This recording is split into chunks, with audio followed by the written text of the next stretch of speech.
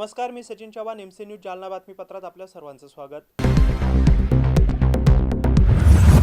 या बातमीपत्राचे प्रायोजक आहेत संजीवनी मल्टी स्पेशालिटी हॉस्पिटल, आपल्या आरोग्याची संजीवनी, the skill to heal, the speed to care. Varad electronics and furniture, AC, deep freezer आणि वॉटर कूलरचे माहेरघर, भव्य शोरूम आता नव्या स्वरूपात। नागरेज मसाले, अस्सल मराठमोळी गावरान चवीसाठी नागरेज मसाले आपल्या जवळच्या किराणा दुकानात उपलब्ध। आणि यशोदा हॉस्पिटल, प्रसूतीगृह, बाल रुग्णालय, वंध्यत्व निवारण आणि सोनोग्राफी सेंटर।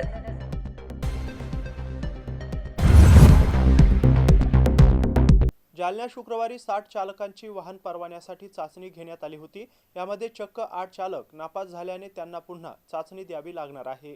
जालन्यातील उपप्रादेशिक परिवहन कार्यालयात शुक्रवारी दिवसभर परवाना काढण्यासाठी आलेल्या जवळपास 60 वाहनधारकांची वाहन चाचणी घेण्यात आली। या चाचणीत 8 जण हे नापास झाले। टू व्हीलरची चाचणी 8 या आकड्यामध्ये तर 4 व्हीलर देखील 8च्या आकड्यात आणि बॉक्समध्ये गाडी पार्क करून चाचणी घेतली जाते, अशी माहिती जालना मोटर वाहन निरीक्षक कदम यांनी दिली आहे। आम्ही मोटर वाहन निरीक्षक आणि सहाय्यक मोटर वाहन निरीक्षक आम्ही या ठिकाणी वाहन चाचणी घेत आहे।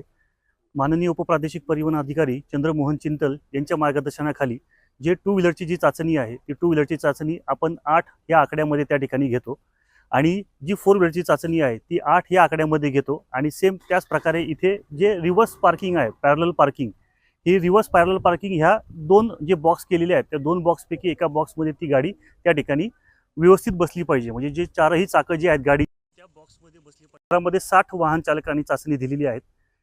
त्या 60 वाहन चालकांमध्ये 8 कॅन्डिडेट त्या ठिकाणी फेल झालेले आहेत। जालना शहरातील प्रसिद्ध असलेल्या ओजस मल्टीस्पेशालिटी हॉस्पिटलला उपमुख्यमंत्री अजित पवार यांनी जालना दौऱ्यावर असताना भेट दिली।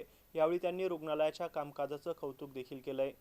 उपमुख्यमंत्री अजित पवार 20 जानेवारी रोजी जालना जिल्हा दौऱ्यावर होते। यावेळी त्यांनी राष्ट्रवादी पक्षाचे कार्यकर्ते रवींद्र तौर यांची भेट घेतली, तसेच ओजस मल्टीस्पेशालिटी रुग्णालयाला देखील भेट दिली। यावेळी त्यांनी ओजस मल्टीस्पेशालिटी रुग्णालयात दिल्या जाणाऱ्या विविध शासकीय योजनांचं कौतुक देखील केले। यावेळी ओजस मल्टीस्पेशालिटी हॉस्पिटलचे संचालक डॉक्टर सूरजसिंह तौर, डॉक्टर क्रांतिसिंह लाखे पाटील, डॉक्टर रवींद्र थोरात, राष्ट्रवादी काँग्रेसचे पदाधिकारी रवींद्र तौर आदींची उपस्थिती होती। यावेळी रुग्णालय प्रशासनाच्या वतीने उपमुख्यमंत्री अजित पवार यांचं औक्षण करून स्वागत देखील करण्यात आलं। तत्कालीन मुख्यमंत्री एकनाथ शिंदे यांनी आणलेली लाडकी बहीण योजना ही निवडणुकीपुरते गाजर ठरण्याची चिन्ह आहेत, कारण सरकारने आता निकषात बदल केला असून महिलांना योजनेपासून वंचित ठेवण्याचा सरकारचा डाव आहे। त्यामुळे उपमुख्यमंत्री एकनाथ शिंदे यांना जालन्यात महिला काळे झेंडे दाखवतील आणि येणाऱ्या काळात सरकारला याचे परिणाम भोगावे लागतील, असं मत ओबीसी आंदोलक नवनाथ वाघमारे यांनी जालन्यात बोलताना व्यक्त केलंय।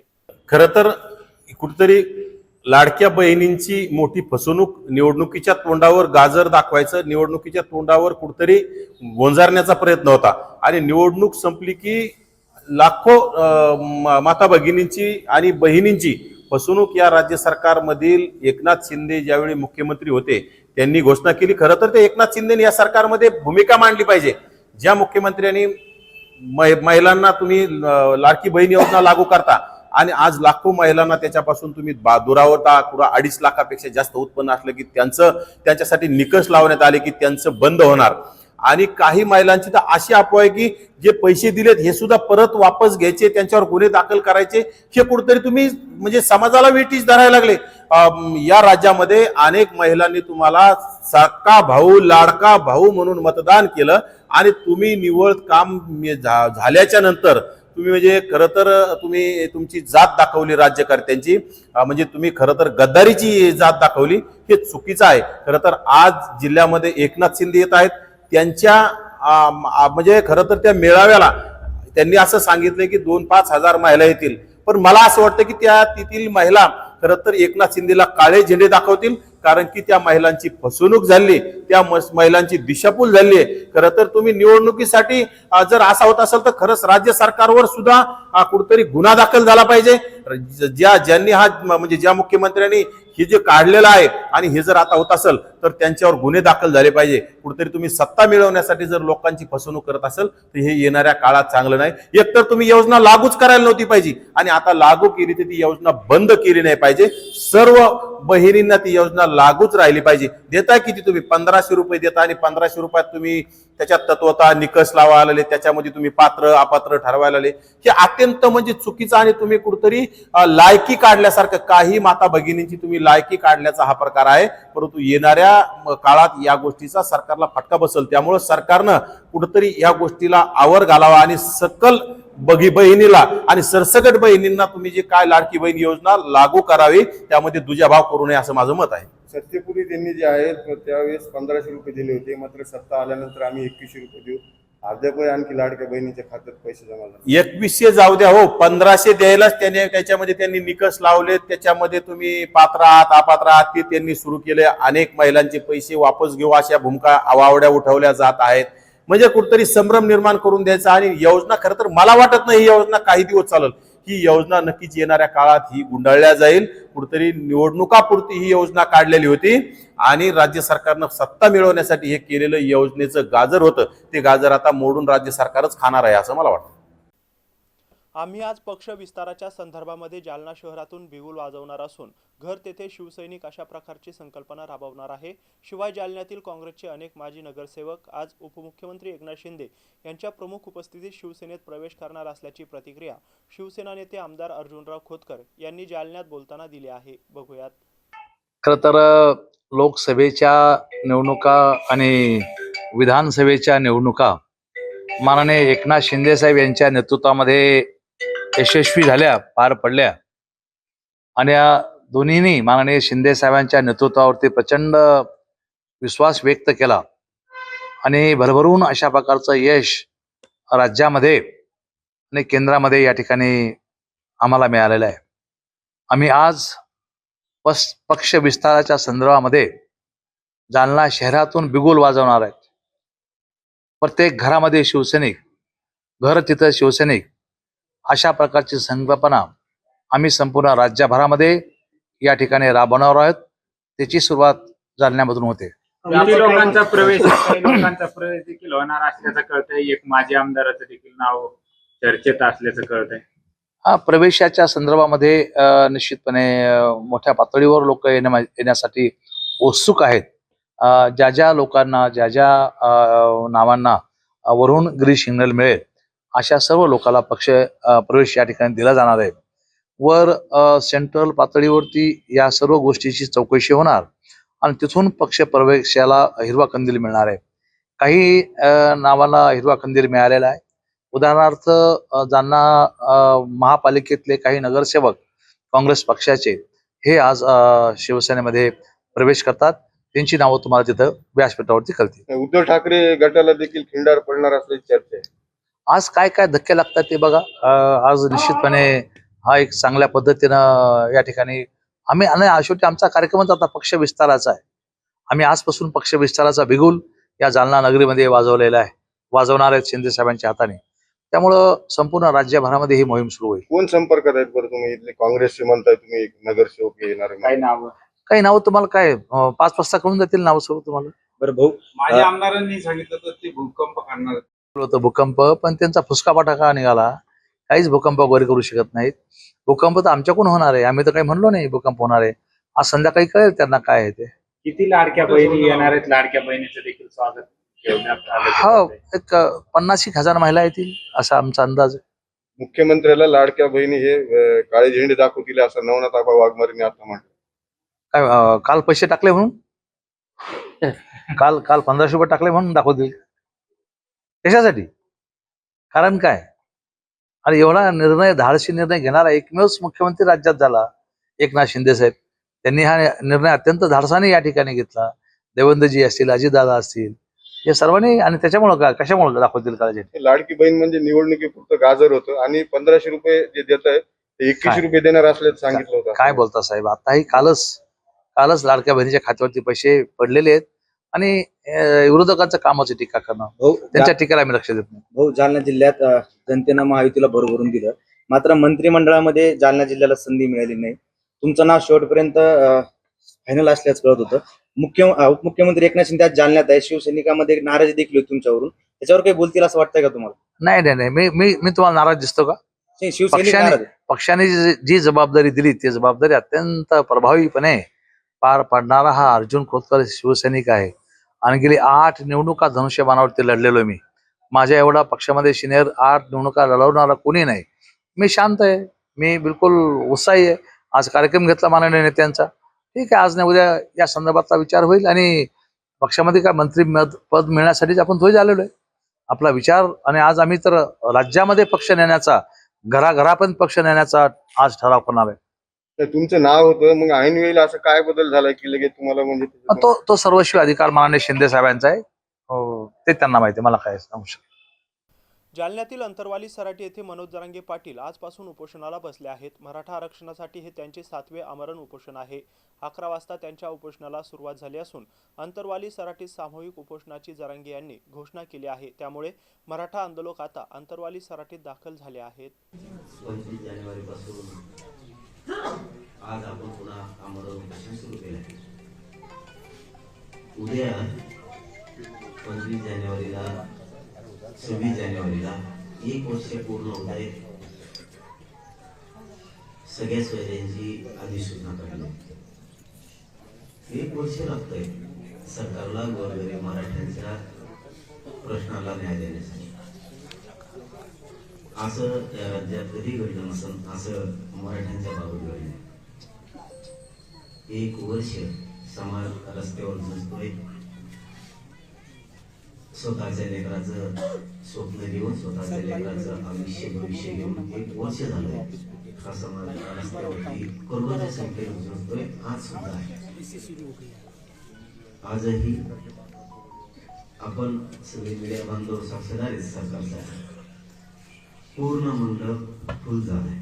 इतक्या ताकदीनं आजही मराठी आंदोलनात उभा आहे. माझ्या मराठ्यांच्या प्रश्नांचे जाण मात्र सरकारला नाही. हे उपोषण यासाठी सुरू आहे. आज आमच्या पुन्हा नव्यानं ज्या जुन्या आहेत त्याच नव्यानं मागण्या सरकारकडे आहेत.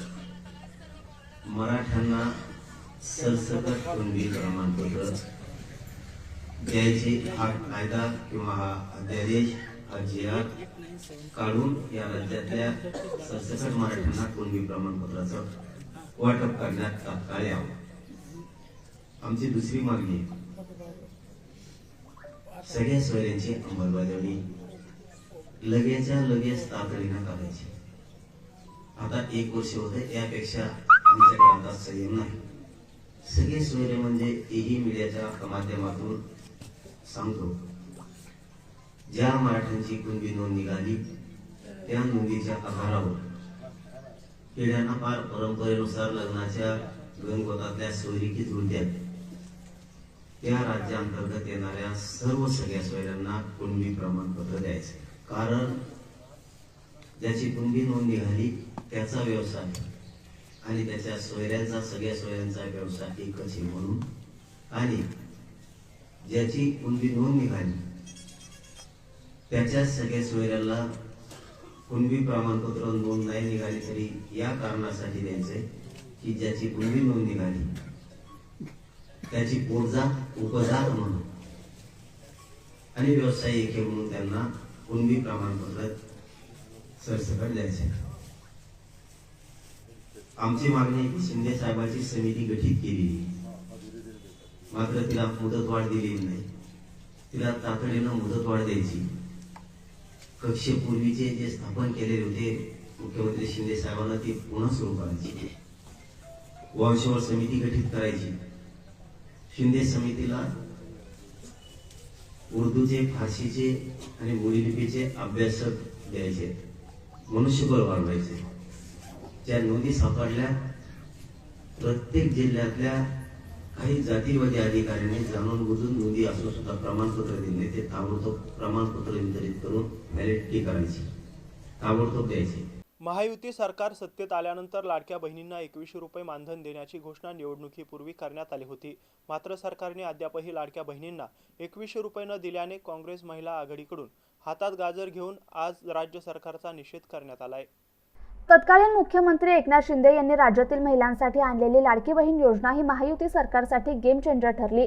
मात्र सरकार स्थापन झाल्यानंतर सत्तेतील नेत्यांना त्यांनी महिलांना दिलेल्या आश्वासनाचा विसर पडला. सत्तेत येण्यापूर्वी 2100 रुपये मानधन देऊ असं महायुतीच्या नेत्यांनी सांगितलं होतं. मात्र अद्यापही लाडक्या बहिणींच्या खात्यावर 2100 रुपयाप्रमाणे अनुदान वर्ग झालं नाही. त्यामुळे जालन्यात महिला काँग्रेसच्या वतीने हातात गाजर घेऊन राज्य सरकारचा निषेध करण्यात आलाय. शिंदेंनी गाजर दाखवलेलं आहे आणि विधानसभेच्या तोंडावर महायुती सरकारने जे लाडक्या बहिणीला 2100 रुपये देऊन त्यांची जी फसवणूक केलेली आहे, 2100 रुपये द्यायची हमीच दिलेली आहे. कारण की विधानसभेला फक्त त्यांनी ते गाजर त्यांना दिलेले आहे. परंतु मागच्या कितीतरी वर्षापासून काँग्रेस सरकारने लाडक्या आजीला वृद्ध आजीला योजना दिलेली आहे, वृद्ध आजोबाला योजना दिलेली आहे, जे निराधार योजना आहे ती अपंगाला दिलेली, अपंग बहिणीला दिलेली आहे, जी जिचे पती वारलेले तिला पण योजना दिलेली आहे. असे कितीतरी लोक आहे की त्यांना निराधार योजना ही गेल्या कितीतरी वर्ष इंदिराजींच्या काळापासून राजूजीच्या काळापासून ही योजना मिळत आलेली. पण या महायुती सरकारने फक्त विधानसभेच्या तोंडावर त्यांची मतं खाण्यासाठी लाडक्या बहिणीची योजना म्हणून त्यांची फसवणूक केलेली, त्यांना गाजर दाखवलेलं आहे. ही शिंदे सरकार ही फक्त फसवी आहे. ही महायुतीला फक्त लाडक्या बहिणीचे मतं खायचे होते, पण लाडक्या बहिणीचे संरक्षणाचा विषय नव्हता, त्यांच्याकडे शेतकऱ्यांचा विषय नव्हता, बेरोजगारीचा विषय नव्हता. त्यांनी एवढे गॅसचे, डिझेलचे, खाद्यतेलाचे एवढे भाव वाढवलेले आणि फक्त म्हणतात की आम्ही लाडक्या बहिणीला 2100 रुपये देणार आहे. पण आत्ताच आमच्या एक ताई आहे भाजपच्या, त्यांनी जाहीर केलेलं आहे की ज्यांच्याकडे गाडी, बंगला, मोटरसायकल त्यांचं 2 लाखाच्या वरती उत्पन्न असेल तर त्यांना आम्ही योजनेतून चक्क काढून फेकणार आहे. आणि त्यांनी विधानसभेला सांगितलेलं आहे की आम्ही सरसकट सगळ्या लाडक्या बहिणीला एक योजना देणार आहेत 1500 रुपयाची. आणि आता त्यांनी मध्यंतरी विधानसभेला जाहीर केलं होतं की आम्ही 2100 रुपये देणार आहे. पण आतापर्यंत सुद्धा कुठल्याही लाडक्या बहिणीच्या खात्यावर 2100 रुपये नाही आलेले. फक्त लाडक्या बहिणीला त्यांनी गाजर दाखवलेले, त्यांची फसवणूक केलेली. या सरकारचा आम्ही महिला काँग्रेसच्या वतीने जाहीर निषेध करतो. आणि शिंदे जालन्यात येणार आहेत तर शिंदेच्या सभेमध्ये जाऊन आम्ही शिंदे सरकारला आम्ही गाजर दाखवणार आहे, एवढं आव्हान महिला काँग्रेसच्या वतीने आम्ही देते. आमचे 5 नगरसेवक जर शिवसेनेत गेले तर आम्ही त्यांचे 35 नगरसेवक घेऊन येऊ. कधी कधी लोकांमध्ये नाराजी असते. याआधीही असे प्रकार झाले आहेत. त्यामुळे हा काही मोठा भूकंप वगैरे नाही, अशी प्रतिक्रिया माजी आमदार कैलास गोरंट्याल यांनी नगरसेवकांच्या शिवसेना प्रवेशाबाबत दिली आहे. हे बघा, तुम्हाला सांगतो की मी पडल्यानंतर हे कोण मला अगोदरच माहीत होतं की काही लोक जाणार आणि ज्याला मतदारसंघात पुन्हा तिकीट भेटणार नाही अशा काही लोकांना माहीत होतं आणि ते लोक गेले आणि 6 लोक गेले. पण तुम्हाला माहिती आहे की 28 काँग्रेसचे लोक आहे. सध्या माझ्यासोबत 21 लोक आहे आता सध्या ॲट प्रेझेंट एक. आणि यापूर्वी अशी घटना झालेली आहे आणि कोणत्याही पार्टीचा आमदार असो जेव्हा माजी होतो ना त्याचे जवळचे सहकारी सोडून जातात आणि काही प्रक्रिया नवीन नाही. आणि राजकीय भूकंप तुम्ही जे म्हणतात नाही ते हाच नाही, त्याला तुम्हाला माहीत पडेल तेव्हा मी सांगेल राजकीय भूकंप काय होणार.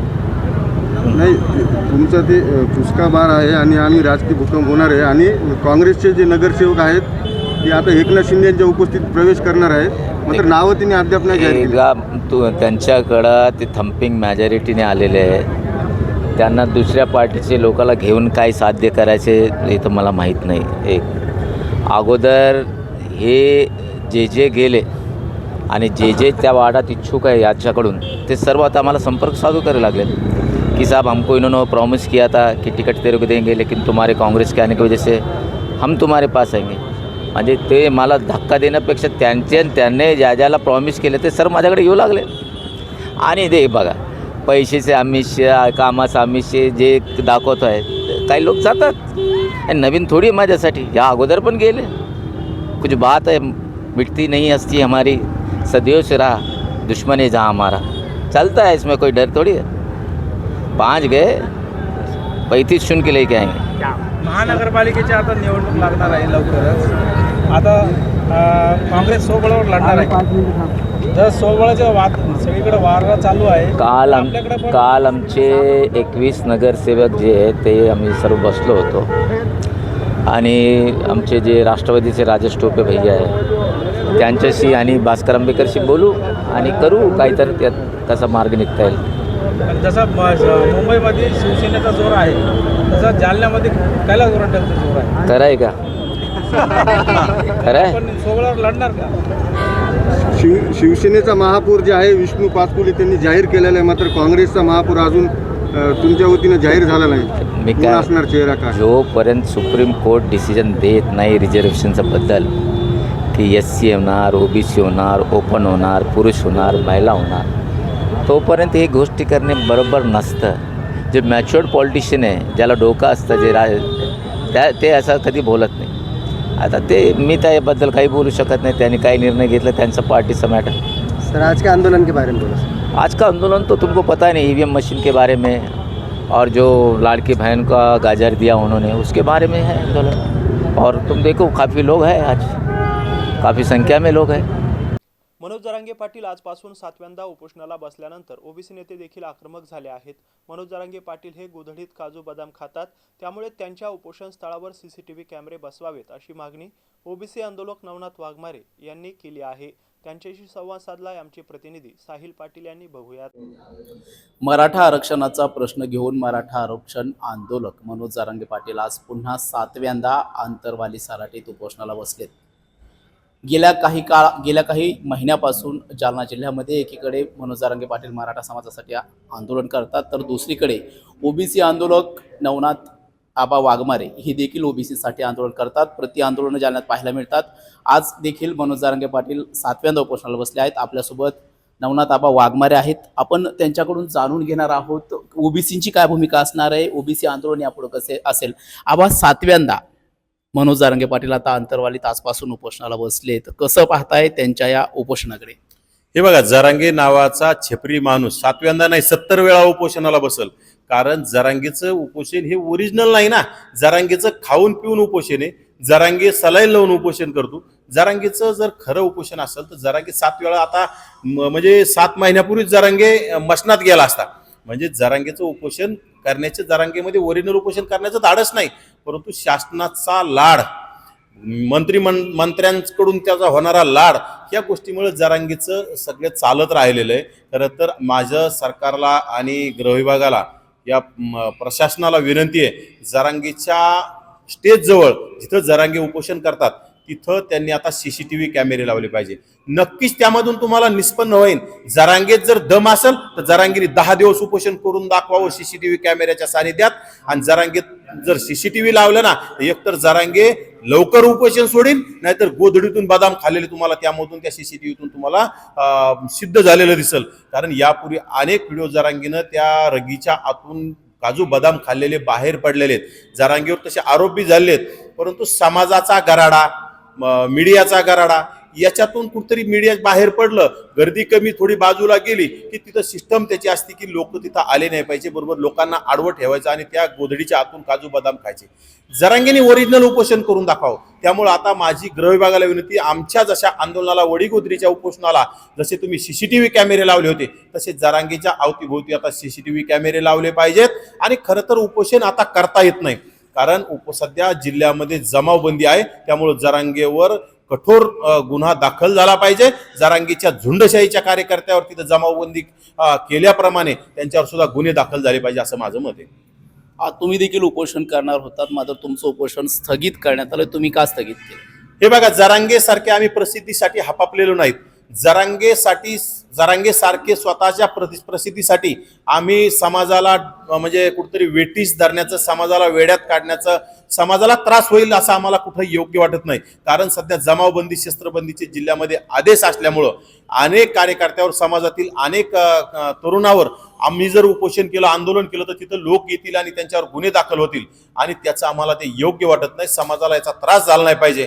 येणाऱ्या काळात सध्या 23 जानेवारी ते 5 फेब्रुवारीपर्यंत जमावबंदीचे जिल्ह्यामध्ये आदेश आहेत. त्यामुळे 5 फेब्रुवारीच्या नंतर आम्ही जर सरकारने आमच्या विरोधात कुठली भूमिका घेण्याचा प्रकार केला, ओबीसींच्या विरोधात भूमिका घेतली, तर नक्कीच 5 फेब्रुवारीच्या नंतर आम्ही आंतरवाली सराटीतच उपोषणाला बसण्याचा आमच्या समन्वय समितीची चर्चा करून निर्णय घेणार आहोत. परंतु आजच्या घडीला उपोषण करणं म्हणजे समाजावर अनेक गुन्हे दाखल करणं हे चुकीचं आहे. त्यामुळे आम्ही उपोषण सध्या तरी जरांगेच्या नादी लागत नाही. खरं तर जरांगे उद्या रस्त्यावर जाऊन कपडे काढून नाचत बसल म्हणजे आपण तेच करत बसायचं का? कारण की जरांगेला प्रसिद्धीसाठी, कारण की एक कुठेतरी मी रील बघितली होती, या रीलमध्ये असं दाखवलं होतं की सध्या जर तुम्हाला प्रसिद्धीला यायचं असेल तर जितका मॅडपणा करता येईल तितका मॅडपणा तुम्ही केला पाहिजे. तसा प्रकार जरांगेचा आहे. जरांगे निवळ मॅड माणूस आहे आणि स्वतःच्या प्रसिद्धीसाठी जरांगे हे करणार आहे आणि जरांगेला मॅडपणा दाखवायचा आहे. आणि खरं तर त्याचा बघणारे आणि त्याचं समर्थन करणारे सुद्धा मॅड लोक आहेत असं माझं म्हणणं आहे. त्या लोकांनी आता जरांगेचं समर्थन केलं नाही पाहिजे. खरं तर गरीब आणि अभ्यासू मराठा समाजाने जरांगेला आंतरवाली सराटीतून कमरेत लाथ घालून बाहेर काढलं पाहिजे. कारण याचं नुकसान आणि ह्या जरांगीच्या नादी लागल्यामुळे अनेक तरुणावर आता गुन्हे दाखल होतील असं माझं मत आहे. त्यामुळे तरुणांचं नुकसान जर टाळायचं असेल तर जरांगीच्या बुडावर लाथ घालून आंतरवाली सराटीचे त्याला बाहेर काढलं पाहिजे. कुठंतरी संविधानानं दिलेल्या जे अधिकार आहेत, लोकशाहीनं दिलेले, त्याचं उल्लंघन होत नाही का? आपण म्हणतायत की तिथून हाकललं पाहिजे. आंदोलनाचा तुम्ही आंदोलन केलं होतं वडीगोद्रीला, तसं तेही करतायत, तर ही भूमिका योग्य वाटते का? नक्कीच. म्हणजे तुम्हाला आंदोलन करण्यास सध्या जमावबंदी आहे ना, तुम्हाला जर 5 पेक्षा जास्त लोक जर एकत्र येत असतील तर तुमच्यावर गुन्हे दाखल होतील. म्हणजे तुमच्या प्रसिद्धीसाठी कुठंतरी जरांगीने साध्य काय केले? इतके दिवस आंदोलन करून जरांगीने मराठा समाजाला काय दिलंय? इतका मूर्ख माणूस मी आयुष्यात बघितला नाही. जरांगे मुंबईला वाशीपर्यंत जाऊन जर त्याला GR काढलाय का काय काढलं हेच जरांगीला कळत नाही. हो, समाजाला काय न्याय देणार आहे? अशा माणसापासून समाजाने सावध झालं पाहिजे. मराठा समाजामध्ये अनेक तज्ज्ञ आणि हुशार लोक आहेत. अशा नेत्यांकडे, अशा नेतृत्वाकडे मराठा समाजाने त्याला संधी दिली पाहिजे आणि त्यांच्या खांद्यावर आंदोलनाची दिशा दिली पाहिजे आणि त्यांच्या माध्यमातून आंदोलन केलं पाहिजे मराठा समाजाला जर न्याय मिळायचा असेल. परंतु जरांगे सारख्या छपरी आणि बिंडोक माणसाकडे जर तुम्ही हे सुरू ठेवलं तर नक्कीच मराठा समाजाला कधीही न्याय मिळणार नाही. यातून जरांगे पैसा मिळवण्याचं काम करतील, जरांगे प्रसिद्धी मिळवण्याचं काम करतील आणि जरांगेचं ते वारंवार सुरू आहे आणि ते वारंवार सुरू राहील हे मराठा समाजाने डोक्यात घ्यावं. एकंदरीत मनोज जरांगे पाटील हे प्रसिद्धीसाठी आणि पैशासाठी आंदोलन करत असल्याचं मत ओबीसी आंदोलक नवनाथ आबा वाघमारे यांनी व्यक्त केलं आहे. Sahil Patil, MCN news, Jalna. अंकुशराव टोपे महाविद्यालय जालना, महामार्ग पोलीस सुरक्षा केंद्र जालना यांच्या वतीने आज रास्ता सुरक्षा अभियानांतर्गत विद्यार्थ्यांना मार्गदर्शन करण्यासाठी कार्यक्रमाचं आयोजन करण्यात आलं होतं. प्राचार्य डॉक्टर मिलिंद पंडित यांच्या अध्यक्षतेखाली संपन्न झालेल्या कार्यक्रमास वाहतूक पोलीस उपाधीक्षक डॉक्टर श्रीकांत डिसले प्रमुख मार्गदर्शक म्हणून उपस्थित होते. स्वयंशिस्त अपघाताला आळा घालू शकते, त्यामुळे प्रत्येकाने स्वयंशिस्त पाळावी असं आवाहन डॉक्टर श्रीकांत डिसले यांनी उपस्थितांना केलं आहे. बघूयात. वैयक्तिकरित्या म्हणतोय मी, एक सिस्टीम म्हणून निश्चित त्या ठिकाणी आम्हाला दुःख आहे, परंतु वैयक्तिक कायद्याचं नुकसान आहे का? म्हणजे हे सगळे वाहतुकीचे नियम, वाहतुकीचे सगळे कायदे हे स्वतःसाठी केलेले आहेत. मित्रांनो, जेवढे ऍक्सिडेंट झालेले आहेत, ऍक्सिडेंटमध्ये मरण पावलेले लोक आहेत, साधारणतः भारतामध्ये जर आकडेवारी बघितली दरवर्षी 1.5 लाख लोक मृत्यू पावतात. जर मिनिटाला जर कॅल्क्युलेशन काढलं तर दर 3 ते 4 मिनिटाला, म्हणजे आता मला 3 मिनिटं झाले असतील मला, एवढ्यातून तर मेलेलं आहे. एवढी दहावता आणि एवढी तीव्रता या अपघाता बाबतीत. ज्यावेळेस एखाद्या जिल्ह्याची, आता जालना जिल्ह्याची तुम्ही आकडेवारी करा, जिल्ह्यात वर्षभर झालेले मर्डर्स, खून झालेले खून आणि अपघातात मरण पावलेले आकडेवारी एका साईडला ठेवा. दुप्पट तिप्पट आकडेवारी ही अपघाताची असतात. हे वास्तव आहे. म्हणजे जीव जाणं आहे शेवटी. खून करून जीव जाणं आणि अपघातामध्ये जीव जाणं, ह्या दोन्ही गोष्टी जीव जाण्याशी संबंधित आहे. मग याचा कुठेतरी गांभीर्यानं विचार करणं गरजेचं आहे. आणि ह्या सगळ्या गोष्टी नियमांच्या अंमलबजावणीतून साध्य होतील, प्रयत्न सुरू असतात, परंतु स्वयंशिस्त जी म्हणतोय आपण, कारण रोड सेफ्टी. परभणीतून निघालेल्या लॉंग मार्चचे नेतृत्व करणारे आशिष वाकोडे यांना एका भरधाव कारने उडवलं आहे. जालना जिल्ह्यातील छत्रपती संभाजीनगर रोडवरील शेलगाव येथे हा अपघात झालाय. अपघातानंतर त्यांना तातडीने जालन्यातील नवजीवन रुग्णालयात उपचारासाठी दाखल करण्यात आलं होतं. परभणी येथील सोमनाथ सूर्यवंशी यांच्या मृत्यूनंतर परभणी येथून मुंबई मंत्रालयावर पायी लॉंग मार्च काढण्यात आलाय. हा लॉंग मार्च जालना मार्गे जात असता शेलगावमध्ये अचानक एक भरधाव कारने या लॉंग मार्चमध्ये पायी जात असलेल्या आयोजक आशिष विजय वाकोडे यांना उडवले. या अपघातात आशिष वाकोडे जखमी झाले असून त्यांना जालन्यातील नवजीवन हॉस्पिटलमध्ये उपचारासाठी नेले असून या प्रकरणी बदनापूर पोलिसांनी कार मालक आणि चालक यांना ताब्यात घेतले असल्याचे पोलीस निरीक्षक सुदाम भागवत यांनी म्हटलंय. पुढील तपास बदनापूर पोलीस करत असून याबाबत पोलीस प्रशासनावर आशिष वाकुडे यांनी ताशेरे ओढलेत. हा अपघात नसून आम्हाला मारण्यासाठी केलेलं कट कारस्थान असल्याचा आरोप यावेळी आशिष वाकुडे यांनी केलाय. दरम्यान या घटनेबाबत बदनापूर पोलीस ठाण्याचे पोलीस निरीक्षक सुदाम भागवत यांनी या घटनेबाबत अधिक तपास करत असल्याची माहिती दिली. तर या लॉंग मार्च मार्गदर्शक यांनी सांगितलं की हा लॉंग मार्च राज्य शासनाच्या विरोधात आणि पोलिसांच्या विरोधात असल्या कारणाने यामध्ये काय षडयंत्र आहे, काय कट कारस्थान आहे हे प्रशासनाने शोधून काढले पाहिजे. आमचा लॉंग मार्च आज नागेवाडीपासून निघाला होता आणि शेलगावला आम्ही तिथल्या भीमसैनिकांनी आमच्यासाठी अल्पोपहार ठेवला होता. अल्पोपहार केल्यानंतर आमची जी रॅली पुढे गेली आणि मागून मी माझ्यासोबत या मोर्चाचे संयोजक रवी सोनकांबळे आम्ही तिघंजणं पायाला दुखत असल्यामुळं स्प्रे मारू लागलो आणि रस्त्याच्या एका साईडनं आम्ही जात असताना गाडी मागून आली आणि ते स्प्रे खाली पडल्यामुळं मी पलीकडे सरकलो आणि माझ्या हाताला एकदम जोरदार असा धक्का बसलेला आहे आणि गाडीवाला पळून गेला.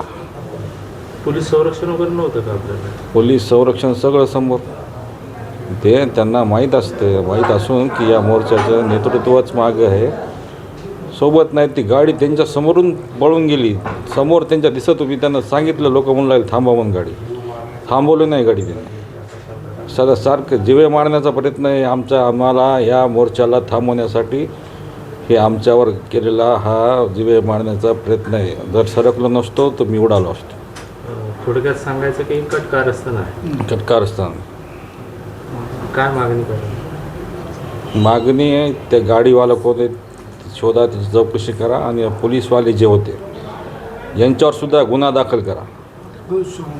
गुन्हा दाखल झाला पाहिजे. संरक्षण देत नाहीत तुम्ही आमच्या मोर्चाला. अहो, संयोजकावरच तुम्ही हल्ले व्हायलेत म्हणल्यावर आमच्या बाकीच्या महिलाचं काय होणार आहे? आमचे लहान लहान लेकरं आहेत, महिला आहेत, आमचे भीमसैनिक या मोर्चामध्ये सहभागी आहेत. संयोजकावर जर गाडी चढत असेल तर त्यांचं काय होईल? या सर्वावर गुन्हे दाखल झाले पाहिजे आणि त्या गाडीवाल्याची चौकशी करा, ही आमची मागणी.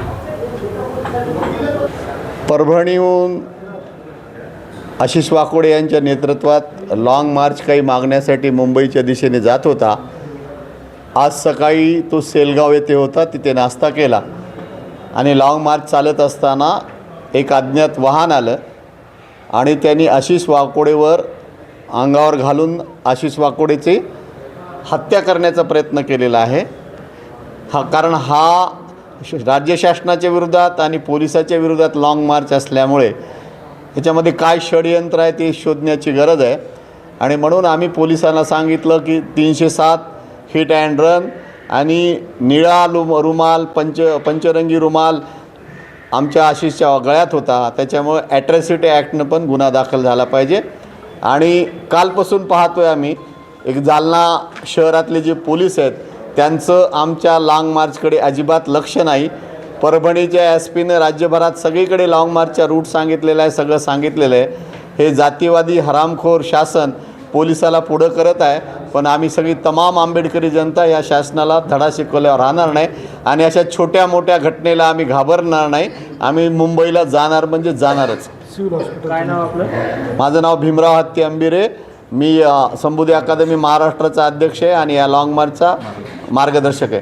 आणि आणखी एक छोटीशी घटना, आमच्या सरळ घेऊन सिव्हिल हॉस्पिटलला आले तर तिथं गटकळ नावाचा डॉक्टर पेशंटला तपासणी करण्याच्या अगोदर ऐवजी गळ्यातले निळे रुमाल पंचशील बघून कार्यकर्त्याला मोबाईल बंद करा आणि पोलिसांपेक्षा जास्त चौकशी करत होता. त्याने काही व्यवस्थित न तपासल्यामुळे इथे नवजीवन हॉस्पिटलला आम्हाला दाखवावं लागलं.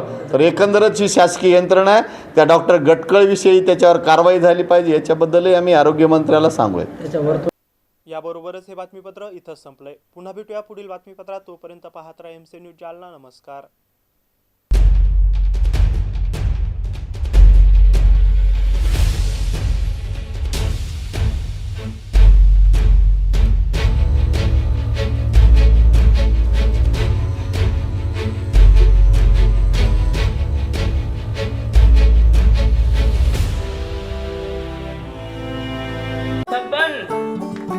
आपको कलेक्टर साहिबा के हाथों से इनामी घर मिल रहा है।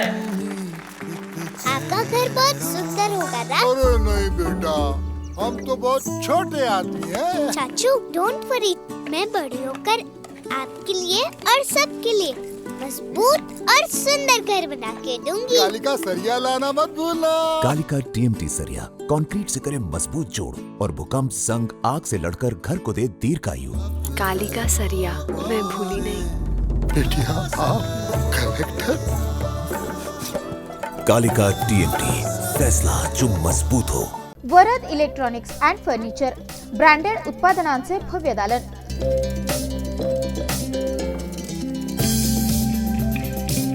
आमच्याकडे AC, fridge, LED, washing machine, deep fridge,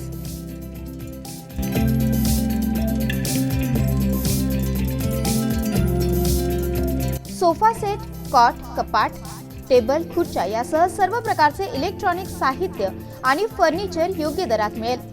electronic उत्पादने आणि फर्निचरसह लग्न साहित्य खरेदीवर विशेष सवलत देखील उपलब्ध। लग्न साहित्यावर हमखास गिफ्ट, विविध वस्तूंवर तात्काळ कर्ज उपलब्ध। AC, डीप फ्रीजर आणि वॉटर कूलरचे माहेर घर।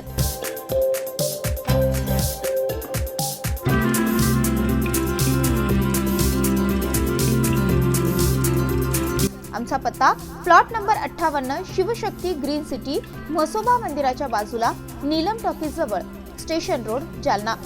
संपर्क 9422725920 किंवा 9552774202।